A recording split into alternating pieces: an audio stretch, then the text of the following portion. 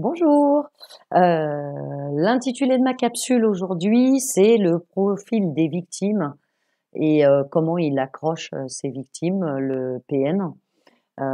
Ça paraît, assez gros, mais pourtant c'est le cas. Donc au niveau du profil des victimes, il va pas, prendre quelqu'un, d'égoïste ou voilà, ou quelqu'un qui fait la tronche, hein, pour aller l'aborder et lui piquer son énergie. Donc en fait, ça va être des personnes qui ont bah, déjà d'une part de l'énergie, quelqu'un qui se bouge, quelqu'un qui est dynamique, qui est serviable généralement, quelqu'un qui a un syndrome de l'infirmière ou du sauveur, quelqu'un d'empathique également, quelqu'un qui va se mettre à la place des gens, qui va essayer de comprendre les choses. Euh, Généralement des personnes solaires, comme on dit en fait, hein, souriantes, ce genre de personnes-là, et qui ont aussi, ils vont les tester pour ça, une certaine capacité à se remettre en question et à s'adapter aux situations, aux gens, à savoir écouter. Généralement aussi, ce sont des personnes qui n'ont pas confiance en elles, qui ont besoin d'une reconnaissance, quelle qu'elle soit, hein. C'est vrai que très souvent, ce sont les victimes de pervers narcissiques, ce sont souvent des hauts potentiels, alors parce qu'ils sont je pense notamment au potentiel émotionnel, c'est-à-dire des gens qui vont avoir, beaucoup d'empathie, de sentiments. Voilà, et puis parce que les hauts potentiels émotionnels sont souvent des gens qui ont une vision un peu idéale de l'amour, même une forme de naïveté vis-à-vis de ça. Alors comment le pervers narcissique en fait va choisir sa proie entre guillemets. Donc sur le profil déjà, vous pouvez voir que le profil des victimes est quand même bien spécifique. Hein, il va pas aller vers quelqu'un d'égoïste, de méchant, de vide intérieurement. Ça va souvent être des gens qui ont une richesse intérieure.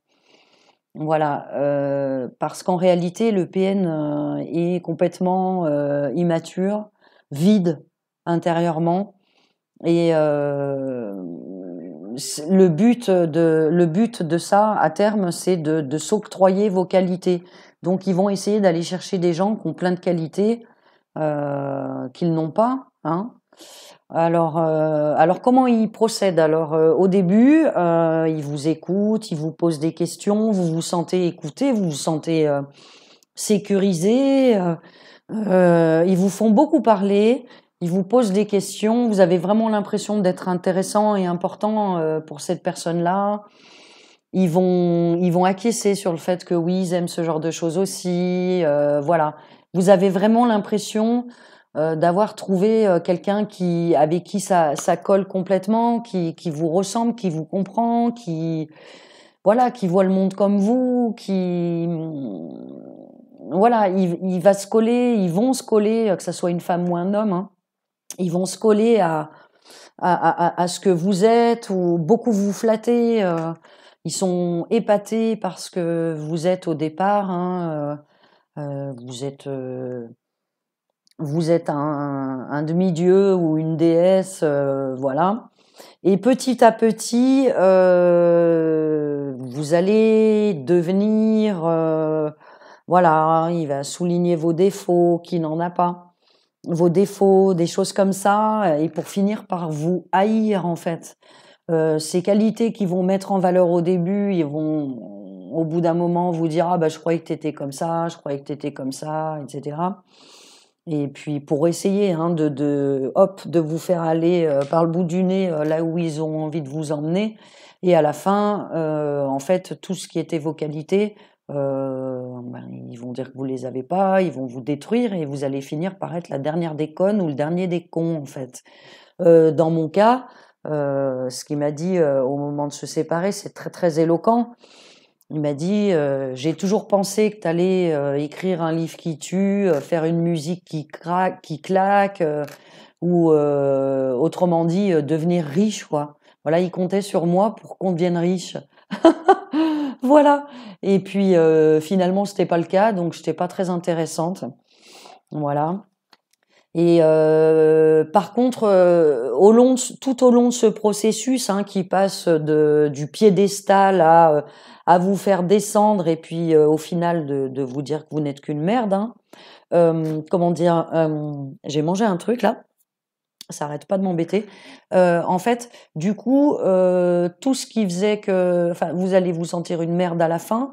En fait, quand même, dès le départ, vous sentez qu'il y a quelque chose qui cloche. Vous sentez qu'il y a quelque chose qui cloche, qu'il y a un flou.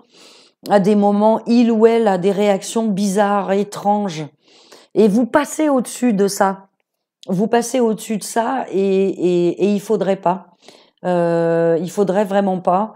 En ce qui me concerne, il y avait comme une chape de béton quand il était là qui faisait fuir mes amis complètement. Ils le craignaient comme ils disent. Enfin, comme ils disaient, et comme certains le disent encore, hein, ils le sentaient pas, hein, comme ils disaient. Donc voilà.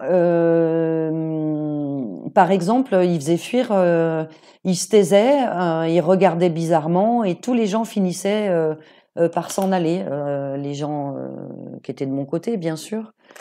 Et vous allez voir que ce sont des gens qui vous sentez comme une chape de plomb, vous sentez comme une anormalité. Et si vous faites attention, dès le début, il y a des signes avant-coureurs. En ce qui me concerne, je m'étais réveillée un matin, dès le début, hein, bon, j'étais tombée amoureuse parce que je le trouvais mystérieux, mais en fait, il y avait rien de mystérieux, il était vide.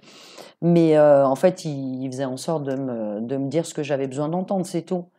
Mais je m'étais réveillée, du jour sur le lendemain, je ne l'aimais plus. Et en fait, mon inconscient m'avait hurlé le truc, et je l'ai pas écouté. Et pendant des années, à chaque fois que je faisais des rêves, enfin, avec lui, c'était des cauchemars, et il était toujours le méchant.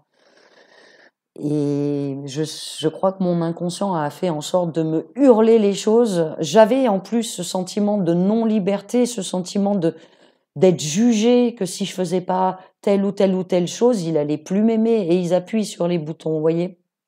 Petit à petit, ils appuient sur sur les boutons parce que comme ils vous ont écouté au départ, ils savent sur quel bouton faut appuyer. Voilà.